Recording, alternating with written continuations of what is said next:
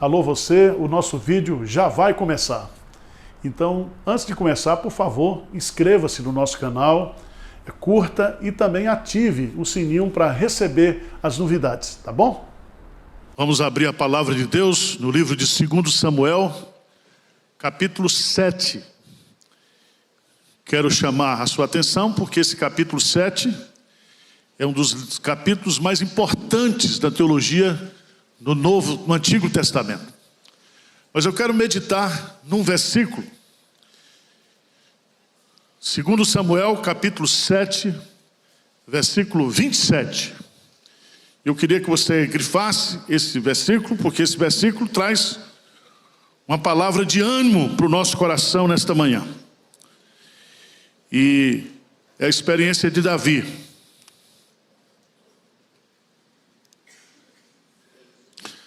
Vamos ler juntos? 2 Samuel, capítulo 7, versículo 27. Vamos lá? Pois tu, ó Senhor dos exércitos, Deus de Israel, fizeste ao teu servo esta revelação, dizendo: edificar-te-ei casa. Por isso o teu servo se animou para fazer-te esta oração. Amém? Qual é a mensagem que esse versículo nos ensina?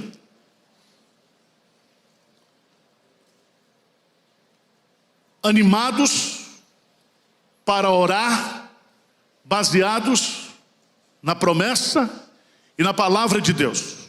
Amém? Preste atenção que Deus se revela com o seu povo através de alianças. E a aliança que está em vigor hoje é a chamada aliança da graça de Deus. Essa aliança, ela foi estabelecida por Deus num pacto entre as três pessoas da Trindade: Deus Pai, Deus Filho e Deus Espírito Santo. E o pacto estabelecido por essa Trindade Santa é que ele salvaria um povo e ele constituiria deste povo uma família, uma igreja, através dos séculos. O Pai escreve o nome de cada integrante dessa família no livro da vida. Ele escolhe de forma soberana. Ele escreve o meu nome e o seu nome no livro da vida. Jesus Cristo, aquele que é o fiador desta aliança, ele toma a relação desses nomes, encarna-se, sobe numa cruz, morre, ressuscita ao terceiro dia, e todos aqueles cujo nome estão escritos no livro da vida foram redimidos e salvos para sempre, através de um ato único, insuficiente e eficiente. Agora, a terceira pessoa da Trindade vai trabalhar na conversão desses eleitos, redimidos. E através da história o Espírito Santo age, iluminando, convencendo de pecado, mostrando quem é o Pai, quem é o Filho, convencendo o homem do seu pecado, da justiça que é em Cristo e do juízo que virá após esta vida. E meus amados irmãos, esta aliança da graça de Deus, ela está dividida em duas partes. Se você abrir a sua Bíblia, você tem aí o Antigo Testamento, a Antiga Aliança.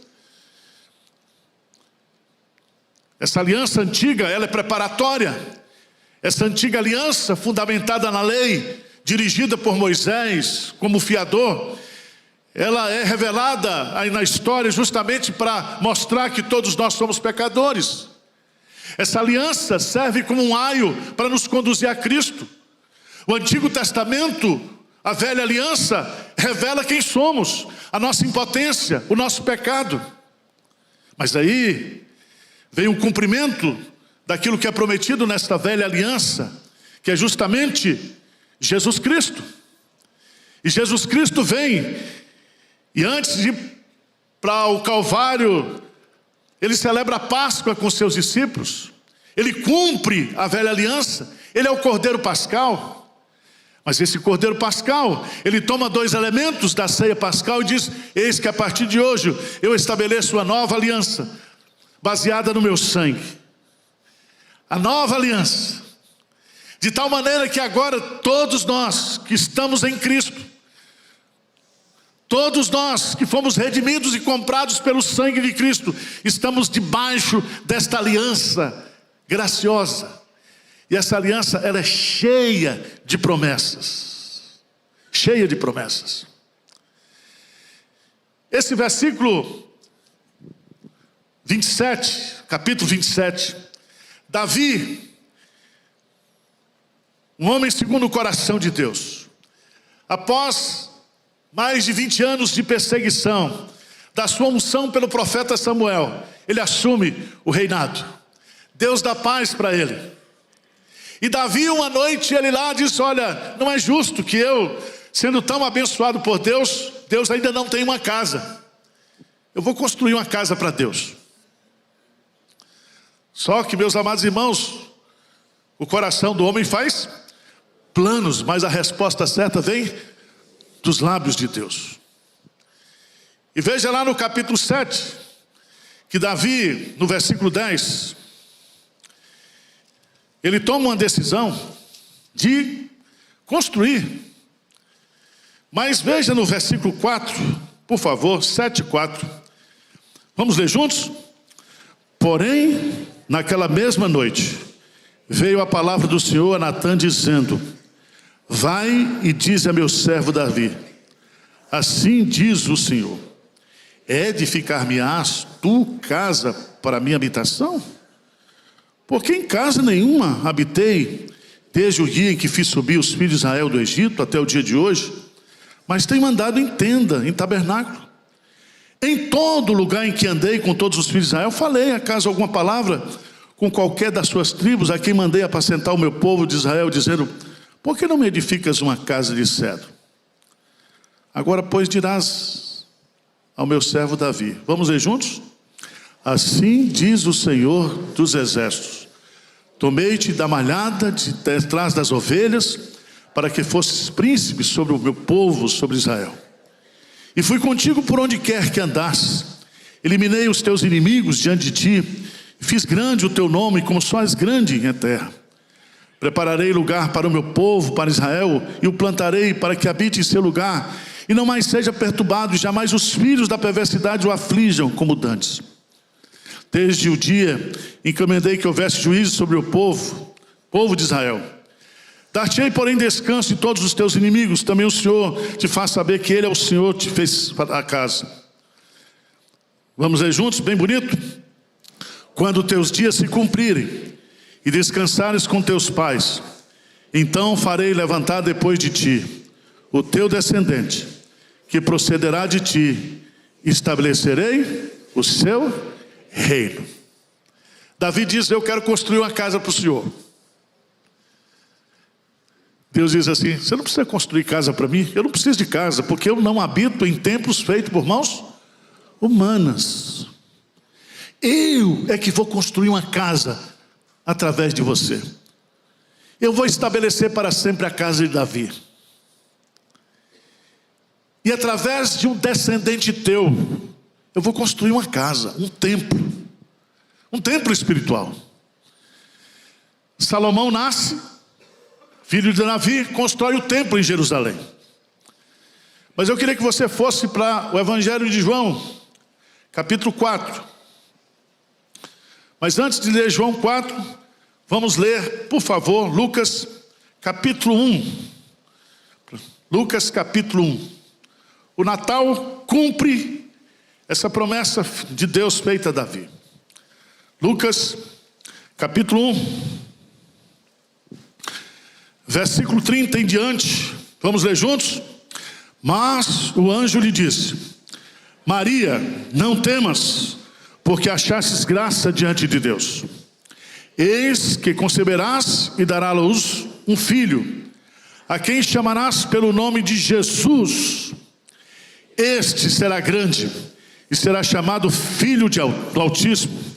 Deus, o Senhor, lhe dará o trono de Davi, seu pai.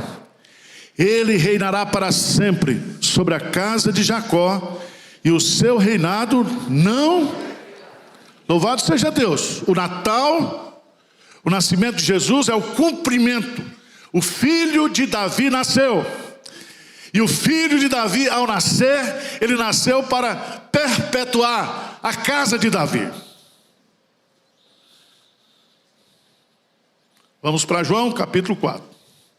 Vocês são inteligentes e têm que entender a lógica do meu raciocínio. João, capítulo 2, por favor. Desculpa. Bem forte. João 2, 19 a 22. Quem é crente, lê comigo, por favor. Vamos lá. 2, 19 a 22. O que é que diz aí? Jesus lhe respondeu: destruirei este santuário, e em 3 dias o reconstruirei. Replicaram os judeus: em 46 anos foi edificado este santuário, e tu em 3 dias o levantarás? Ele, porém, se referia ao santuário do seu corpo. Quando, pois, Jesus ressuscitou dentre os mortos, lembraram-se os seus discípulos de que disse isso, e creram na Escritura e na palavra o quê? De Deus. O descendente de Davi, Jesus Cristo, vai construir, através do seu sacrifício, a casa de Davi. E vai reinar sobre essa casa o quê? Perpetuamente, eternamente. Vocês estão entendendo o que eu estou dizendo aqui ou não? O pastor está meio confuso, mas vou explicar de novo. Tudo que Deus faz com Davi é pela graça. Tudo é graça. E aí você tem que entender o que Davi vai dizer aqui, em 2 Samuel, capítulo 7, versículo 27. Vamos ler juntos de novo. Pois tu, ó Senhor dos exércitos, Deus de Israel, fizeste ao teu servo esta revelação, dizendo: edificar-te-ei casa. Por isso o teu servo se animou em fazer esta oração. Em primeiro lugar, Davi recebeu uma revelação de Deus. E que revelação é esta? A revelação do pacto da graça. Eu vou salvar você, Davi. Eu vou salvar a sua descendência. A sua casa será abençoada para sempre. Não a casa física, mas a casa espiritual. E é tão interessante, meus amados irmãos, que aqui nós aprendemos uma coisa que é muito importante. Porque Davi, no versículo, na parte final do versículo, ele diz: por isso o quê? Por causa dessa revelação, por causa daquilo que o Senhor disse, por causa disso que o Senhor está prometendo, o que ele diz aí? O teu servo se animou para fazer-te esta o quê? Oração. Preste atenção que nós temos um princípio espiritual. É que o que anima o crente, o servo de Deus, a orar em meio às suas lutas, em meio aos seus problemas, em meio às suas dificuldades, são as promessas de Deus. É a aliança que Deus tem para conosco. Se eu oro as promessas de Deus, se eu olho para a palavra de Deus, para o pacto da aliança, e vejo que Deus, Ele quer nos abençoar, Ele tem um projeto. Não sou eu que tenho um projeto para Deus, é Deus que tem um projeto para a minha vida, um projeto de graça, um projeto de salvação, um projeto de bênção. Ele disse para Abraão: Abraão, abençoarei os que te abençoarem, e amaldiçoarei os que te amaldiçoarem. Em ti serão abençoadas todas as nações da terra. É a mesma promessa. É a promessa da graça.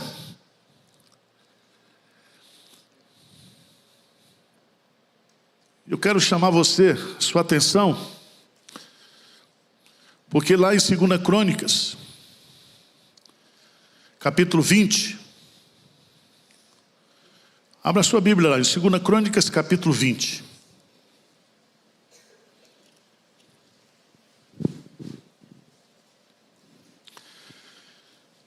Quando Josafá, ele está sendo ameaçado pelos filhos de Moabe, pelos filhos de Amon, quando todos se reuniram, grande multidão, além do mar, os sírios, todos, diz em 2 Crônicas, capítulo 20, versículo 3, que Josafá teve medo, e se pôs a buscar o Senhor, e apregoou o jejum em todo o Judá. Judá se congregou para pedir socorro ao Senhor. Também de todas as cidades de Judá veio gente para buscar o Senhor. E aí ele se põe em pé na congregação e vai fazer uma oração. Ele faz a mesma oração que Davi fez. Ele exalta Deus. E ele vai mostrar as promessas de Deus. Porventura, nosso Deus, não lançaste fora os moradores desta terra de diante do teu povo de Israel, e não a deste para sempre a posteridade de Abraão, teu amigo? Foi o Senhor que nos constituiu o povo, foi o Senhor que nos deu terra, foi o Senhor que nos deu a vitória, foi o Senhor que nos trouxe até aqui, e agora nós vamos ser consumidos? Ele ora.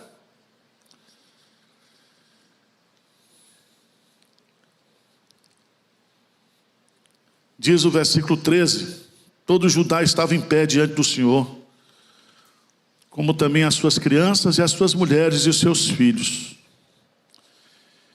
Então veio a palavra do Senhor, através do Espírito Santo. Lê comigo o versículo 15, vamos ler juntos?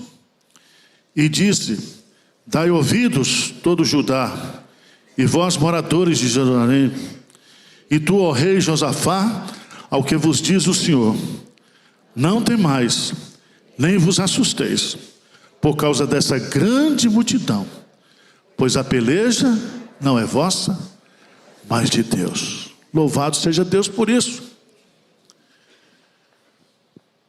Todas as vezes que a igreja, todas as vezes que você, como filho de Deus, como servo de Deus, estiver sendo ameaçado por qualquer destruidor desta vida, você tem que se firmar na promessa de Deus, na aliança de Deus, e orar em cima dessa promessa, e dizer, o Senhor disse, o Senhor prometeu.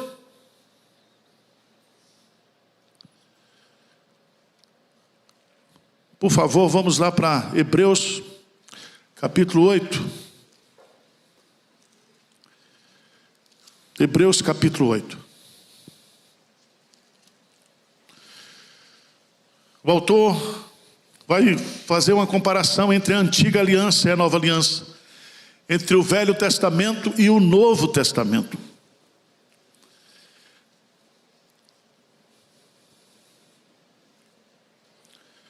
E no versículo 6 diz, agora, com efeito, obteve Jesus ministério tanto mais excelente, quando é ele também mediador de superior aliança.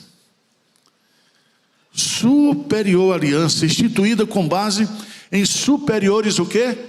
Promessas. Tudo é superior em Cristo.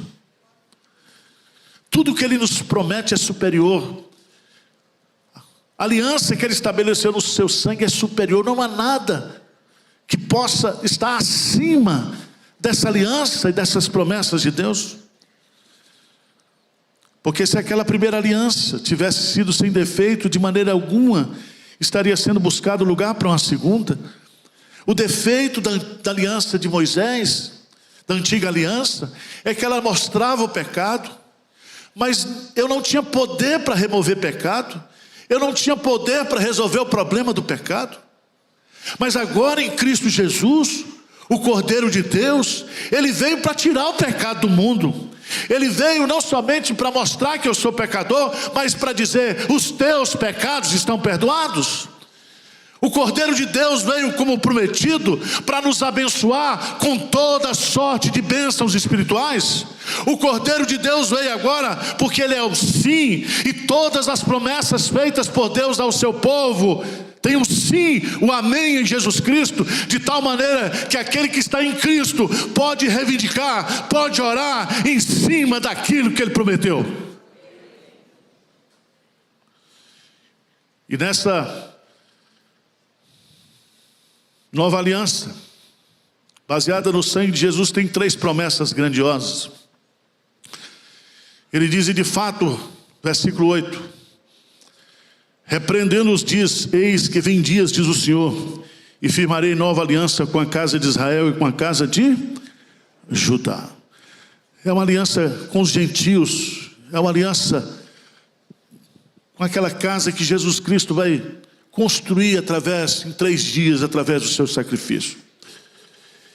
E é tão bonito você entender a lógica do texto. Ele diz: não, segundo a aliança que fiz com seus pais, no dia em que tomei pela mão para os conduzir até fora do Egito, pois eles não continuaram na minha aliança, e eu não atentei para eles, diz o Senhor.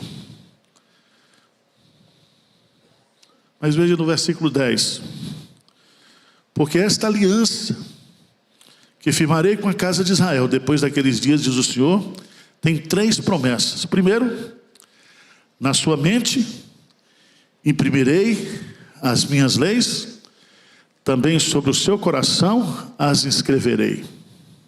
E eu serei o seu Deus, e eles serão o quê? O meu? Lembra que na aliança de Deus com Moisés, na antiga aliança, Deus imprimiu a lei nas tábuas e deu para Moisés.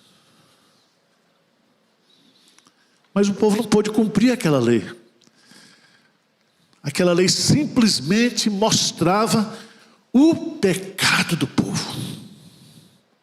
Mas agora, na nova aliança, Deus está dizendo: ao invés de escrever nas tábuas de pedra, eu vou escrever no coração dos meus filhos o Espírito Santo. Eu vou colocar dentro do coração dos meus filhos, daqueles que estão debaixo dessa nova aliança, o Espírito Santo. Amém? Por isso que em Romanos 8, 1 e 2, Paulo diz: nenhuma condenação há para aquele que está em... porque o Espírito, a lei do Espírito, me livrou da lei do pecado. Isso aqui significa conversão, regeneração. Então eu posso orar, você como pai, como mãe, eu como pastor, como crente, eu posso orar para que Deus converta uma pessoa, para que Deus liberte uma pessoa, porque a promessa dele é que Ele vai escrever o coração das pessoas, Ele vai colocar no coração das pessoas o Espírito Santo, Ele vai regenerar pessoas. Então eu posso clamar, eu posso orar por libertação, eu posso clamar pelos meus filhos que estão desviados, eu posso orar pelas pessoas que estão perdidas, porque Deus está prometendo algo que só Ele pode fazer, que é converter pessoas. Segunda bênção, a segunda bênção que Ele promete: e não ensinará jamais cada um ao seu próximo, nem cada um ao seu irmão, dizendo: conhece ao Senhor, porque todos me conhecerão, desde o menor deles até o maior. Eu posso, e eu tenho a obrigação, segundo Deuteronômio capítulo 6, de ensinar, de ensinar, de ensinar. A igreja tem esse ministério de pregar o evangelho a toda criatura, de ensinar as pessoas a guardar todas as coisas que eu vos tenho mandado, como Ele mandou Jesus. Mas o verdadeiro ensino, ele é feito pelo Espírito Santo. É Deus que ensina, é Deus que pega uma criancinha, como João Batista, e toma essa criança, ela é cheia do Espírito Santo desde o ventre materno. É Deus agora que vai cuidar das futuras gerações. É Deus que vai ser o Deus dos meus filhos, dos meus netos, dos meus descendentes. A igreja não vai acabar, a igreja não será exterminada, porque há uma promessa de Deus: Ele será o Deus dos meus descendentes. Ele está prometendo. E diz o versículo 12: pois para com as suas iniquidades usarei de misericórdia, e dos seus pecados jamais o quê? Me lembrarei. Que coisa extraordinária. Conversão, ensino e perdão. E perdão. Essa é a nova aliança. E aí eu queria chamar você para o que Davi está fazendo. O velho Davi, ele vai morrer. Versículo 12, Deus diz: olha, Davi, segundo Samuel 7, quando os teus dias se cumprirem e descansarem com teus pais, então farei levantar depois de ti o teu descendente, que procederá de ti, e estabelecerei o quê? O seu reino. Esse reino não é de Davi, da figura histórica de Davi. Esse reino é de Jesus Cristo, o filho de Davi. Amém? Lá em Apocalipse capítulo 5, somente Ele, o Cordeiro, é digno de abrir o livro e de desatar os selos. Porque com o seu sangue Ele comprou para si pessoas de todas as tribos, línguas e nações. A casa de Davi é a igreja. O Israel de Deus é a igreja. O edifício de Deus é a igreja. A família de Deus não é a família de Davi, é a família de Deus.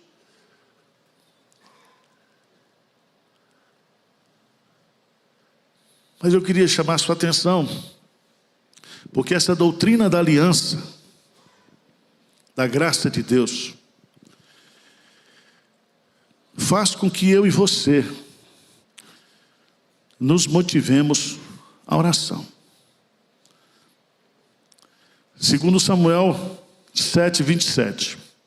Pois tu, ó Senhor dos exércitos, Deus de Israel, fizeste ao teu servo esta revelação, dizendo: edificar-te-ei o quê? Casa. Qual foi a consequência disso? Por isso, o teu servo se animou para fazer-te esta oração. Ou seja, por isso, se o Senhor prometeu, se o Senhor estabeleceu essa aliança, eu me animo para orar. Ainda que eu não estou animado com Salomão, filho sem vergonha. Ainda que eu não me animo comigo, Davi, que eu não sou um pai exemplar, eu não sou um marido exemplar, a minha família é uma droga, a minha família é disfuncional, a minha família não vale nada, a minha família não serve de exemplo para Israel. Mas sobre a tua palavra, eu me animo a fazer esta o quê? Oração.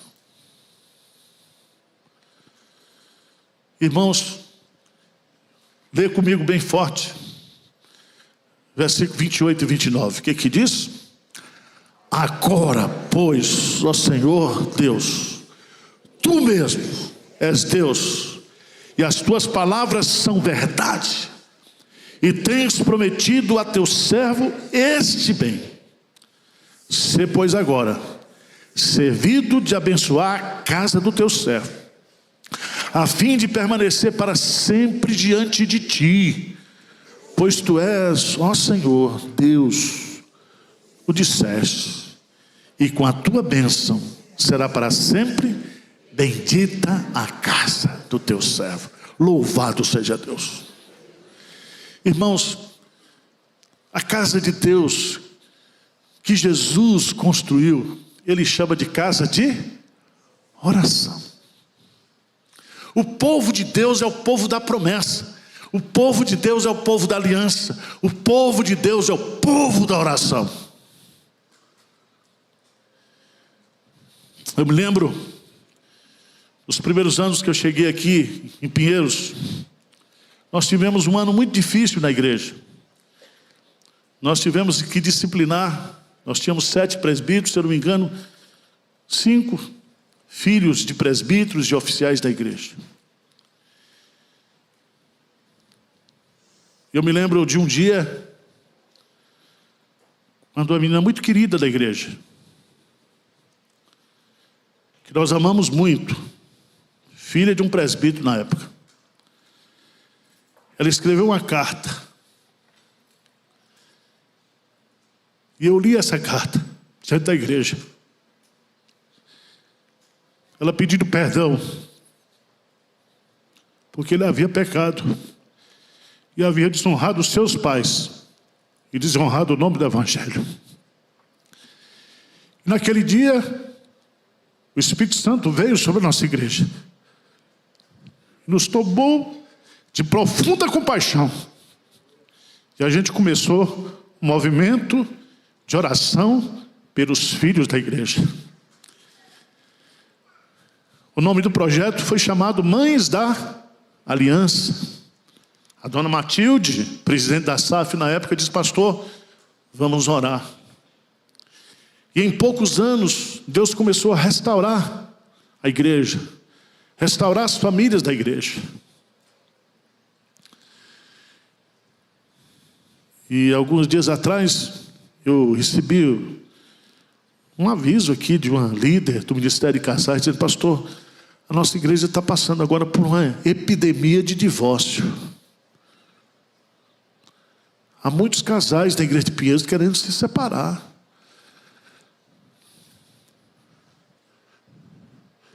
E o ataque de Satanás está presente, atacando as nossas crianças, os nossos adolescentes, os nossos jovens, os nossos adultos, os nossos idosos. E eu quero convocar a igreja de Pinheiros para que nós nos levantemos como igreja, que nós nos animemos para orar, não na nossa força, mas na força da palavra de Deus. Deus está dizendo que Ele será o Deus dos nossos descendentes. Ele quer ser o Deus dos nossos filhos. A promessa é para nós, para os nossos filhos e para todos aqueles a quem o Senhor quiser chamar.